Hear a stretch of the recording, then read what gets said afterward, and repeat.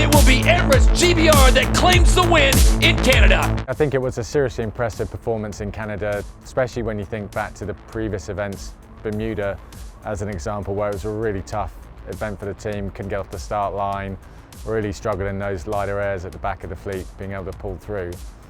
And Halifax was a massive step up in a lot of fronts and a real team performance.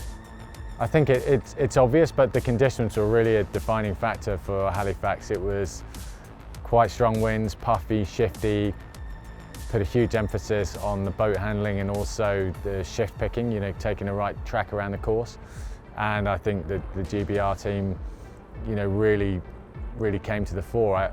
It certainly looked like one of those competitions where really it's the team that's making the fewest mistakes that's going to come out on top. All of the teams had their moments, be that boat handling issues, starting issues, or just taking the wrong track around the course.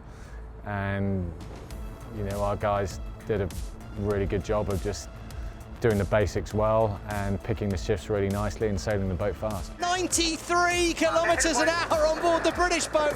Oh, he's sending it hard there. Communication is absolutely critical. It really is a team sport. We can hear the onboard comms from all of the individual teams. Halifax was particularly difficult given the conditions, put the teams under a huge amount of pressure. With the wind shifting around so much, it was very easy to, one moment look like you had a nice lead, next moment you're suddenly not crossing a bunch of starboard tack boats and having to throw in a crash tack. So that put a lot of pressure on the teams. I thought the communication on our boat was particularly strong between Giles and Hannah, and linking up the Breeze on the race course. They did a fantastic job, and the whole team really in terms of handling the boat well and recovering from some of those difficult boat handling situations.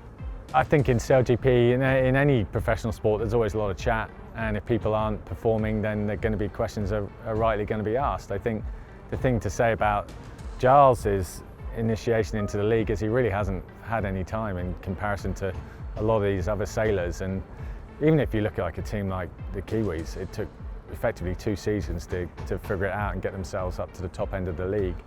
And so Giles actually, in winning this event, that's a massive confidence boost for him and for the rest of the team. Look, I think anything's possible. Clearly we've seen there's a huge amount of jeopardy in SailGP, particularly with the damage points for collisions. So we've been on the wrong end of those a few times, that you can literally lose 15, 20 points in a heartbeat. And so whilst we're outside the top 3 at the moment, a good result in New York can mean it's absolutely possible, and that's what we're driving for. And then the team will keep pushing all the way. We want to be in the final in San Francisco and ultimately to win the league.